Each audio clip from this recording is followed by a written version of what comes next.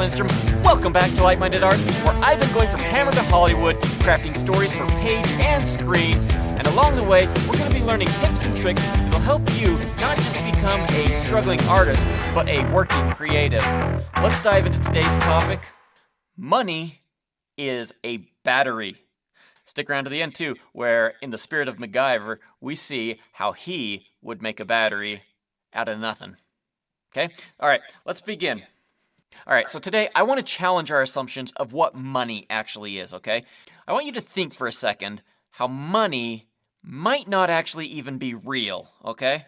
So money, let's first dive into cash. Cold hard cash, the dollar bill or the yen or whatever it is that you have in your wallet. That is just a piece of paper.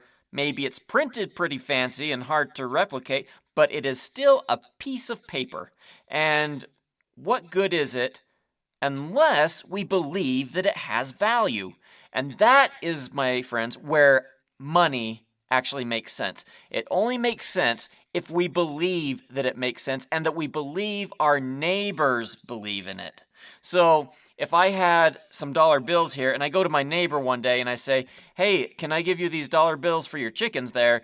They're going to look at me and say, yeah, sure, I'll be able to do that. But what if they stopped believing that your little paper there had any value? They'd look at you like you're weird. They'd be like, I have a whole ream of paper in my printer. What good is that? You know? So money is only as good as long as everybody believes that it has value. For that very same matter, crypto is exactly the same way. Oh, wait, no, crypto, blockchain. Wait a minute. The only reason crypto has value is because a bunch of techie nerds told us that it has value. They said, it's safe, it's decentralized, it's better than cash. Crypto only works if we believe that it works, okay? The same thing, and I know that a lot of people will argue with me on this one too, gold. Gold only has value if you believe and that everyone else believes that it has value. But really, let's look at gold. What is gold? Gold is a practically worthless metal. It's too soft to make anything really out of. It has no industrial value. It's mostly just good for jewelry. And why is it good for jewelry? Because it doesn't turn your skin green, all right? So gold is practically worthless. The only reason it had value back in the day was because it was scarce. It was hard to probably counterfeit. And so, yeah, gold had value. And it still has value today because it's still more scarce than other metals. But really, gold only has value because we believe that it has value. And that makes gold just about the same as cash or crypto. That is why I like to think of money as more like a battery. It's a battery that we all believe in, but it's a type of a battery. So let's imagine for a minute that you have a battery. Everybody has a battery, okay? We've all got a battery, at least one. Now, this battery can hold quite a bit of charge. In fact, it can hold more than we can put in it in a day. So I'm going to put a lot of charge in this. And to do that, I've got a hand crank generator.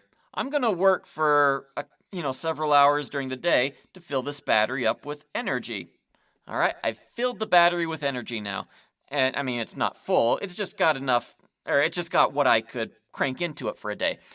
But now that I have that, I can take it home, and when it gets dark, I can plug it into my house, and I maybe have lights. Or maybe I plug it into some toy that I got, and I can have a little fun with that. Or maybe I'll plug it into my Tesla and go for a small road trip, okay? That battery has power that I worked and put energy into, all right? But the next day, that battery is going to be empty again, and I'm going to need to spend some time cranking that generator, putting money back in that battery.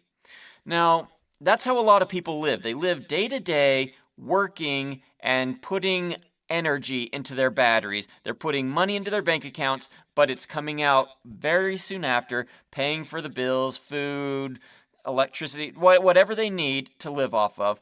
And at the end of the day, they pretty well have what they started with. All right? Now, let's say, for instance, that we were able to work really hard. We got plenty of power in there, and our friend maybe they were sick, maybe they had some other reason, but they need power and their battery is empty. They come to you and they say, "Hey, Brent, I need some power. Can you loan me yours?" Well, if you give them your battery for the day, what are you going to have for energy? You're not going to have any. But you know what? You're saying, you know what? I can sacrifice for just a little bit of time. Yeah, I'll let you have it for a day. I'll go without. So they take the battery. But part of the agreement is that they have to recharge that battery and then put a little bit extra in just to compensate you for your sacrifice, okay? So they go and do that, and it works out. They bring it back the next day. They've worked real hard, they've charged it up, and they've given you a little extra charge there too. So now your battery has a little bit extra in it. And you're feeling pretty good about that, all right? Now, what you could do, you've got a little extra charge in there, you could go do something a little bit more with that. Or you could give the battery to your other friend who's like, "Hey, I really need the battery for today." And you're like, "Well, shoot, I've already gone one day sacrificing, I can go another day." So you lend it to them with the same agreement that they give you a little extra charge in that battery. So they do. So you get the battery back the next day, and now you've got your normal charge in there, plus two little incremental amounts that are starting to add up, and you're thinking to yourself, "I have an idea." So you do this a few more times, you sacrifice your needs or your wants for that extra bit of charge.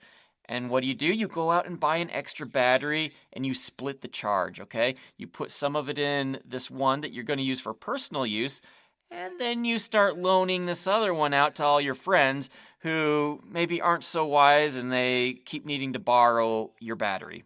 All right, so now you're still cranking away. You're filling your personal battery. You're living off of that one day to day. Good for you, because frankly, if you're not doing that, you're going to have to take your other battery back and live off of that, all right? So you're living off your personal battery and you're loaning this other one out, and that one is starting to get a lot of charge in it. And so you're able to loan it out to people who need even bigger power needs than before, and they're giving you back extra power in return. And pretty soon, you have enough power in there that if you get sick one day, you don't have to still crank that generator on your personal battery. You can say, "I'm going to just borrow a little power from this other one." And so you've got a safety net. But you also have an idea that you can keep growing this big one. And so you do. It's called investing. And eventually, when that battery has a huge enough charge, you can keep loaning it out, and that little extra charge people are paying you to use it, that can actually fill up your personal battery. All right? You don't have to risk this big one anymore, and you don't have to keep working at cranking your own. You can just loan it out, and whatever extra charge they give you goes right into your personal battery. That's almost called retirement. Or if you're able to do that early enough in life and get enough of a charge in there, you can actually be financially independent and maybe not retire, but pursue the dreams and goals that you have. And that is what I am trying to preach here to you guys right now, okay? Think about batteries and money in the same context. They both create value. It's not just pieces of paper that maybe you can find on the street. No, you have to find a way to create value. In this case, we found it by investing. But there's other ways that you can create value and add it to your battery without going out and investing. I mean, that's one of the things, though, that I would recommend everyone learn how to do is invest. Invest in either real estate, in the stock market, in startup businesses. There's a lot of different ways to invest, and there's a lot of resources out there to help you find things to invest.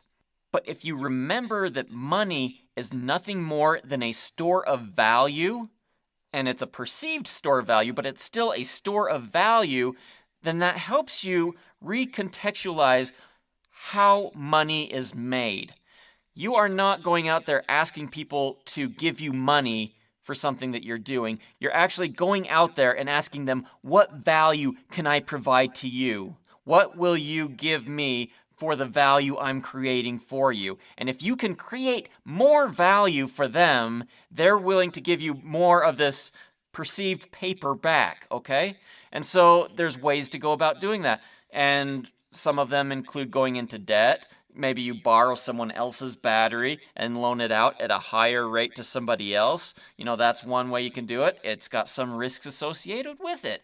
But there are other ways to do it too. You can create a business. You can take the extra battery power that you've got and you can create an actual business based off of that, where it's loaning its energy to that company, and more people are coming in and taking advantage of services that the power there is creating, all right? So there is a lot of ways that you can use this store of value to exponentially increase and help you become financially independent. Now, I want to be an artist, okay? I want to write books. I want to make movies. I've made a couple of books here, all right? So these books right here, and yes, these are real books, and these are the books I'm trying to sell. Right, one for the money, two for the soul. Just released it this year. Check it out. Hard-Boiled Cabbage. First book in the Gearlock series. Available March 2nd of this coming spring, 2026. These are books that I want to sell. These are books that I feel like some reader will find value in, all right? But they're art. And there's a lot of other books out there that maybe are similar to them, or maybe people know about better, and maybe they want to buy those. So they might look at my books and say, where's the value in your books, okay? And they might not be ready to buy my books yet. But that's okay, because while I've been writing these books, I've also learned how to become financially independent through other means. So yes, one day these will create value for a lot of people. Not just these, but the other ones that are coming. And as more people find value in those, my artistic career will be able to thrive. But until then, I have to live off of something else, okay? I still have to either crank that generator every day and then moonlight as a writer, or I have to build that extra battery up to where it can work for me while I focus on my art. And that's what I've been doing here at Like-Minded Arts. So for the last 10 years, I have been working on investing. I've been working on creating a lot of that value so that I can focus entirely on my art, and eventually this art will take over for me on that money-making side, that energy, that value creation side. But for the next couple years, I do have a safety net. I've got all that store of power that's helping me survive, okay? And that is why I would suggest not looking for get-rich-quick schemes, okay? Because if you think that you can just print off value, you're fooling yourself, okay? You're going to go get a lottery ticket. Great! You just bought a little piece of paper that has no value to it. It's got a chance that maybe someone will say, hey, that's worth something. But what are the odds, okay?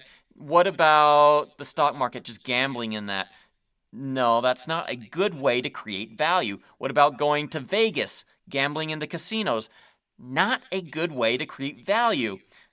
That's a way for them to create value for you. They are in the entertainment business, and they know that by providing an outlet for gamblers, they are basically providing you some kind of value.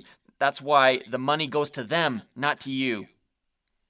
So look for ways that you can actually create the value, where people will want to come to you and give you their money in return for the value you're providing them.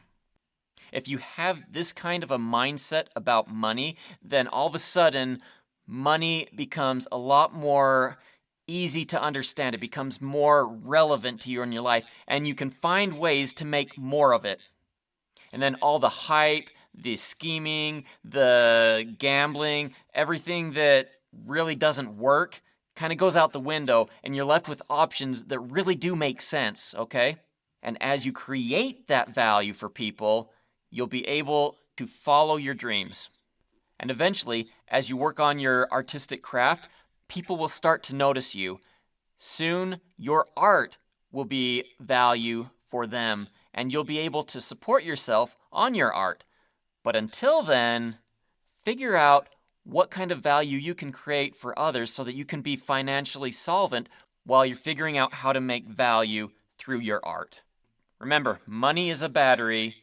Charge it, protect it, multiply it, and you'll be better off in the long run. Leave a comment below. Let me know how you're using your battery bank to fund your future and your dreams. Don't forget to like and subscribe, and check out the Skit, a MacGyver-esque type of a battery solution when you just don't have a battery in the wilderness. Enjoy.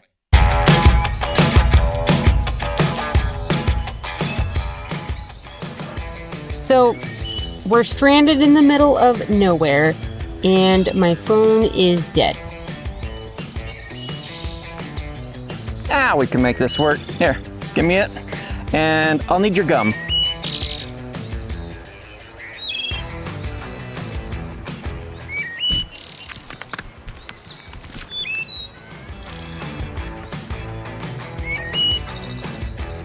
You're gonna power that with my gum? I have another form of power.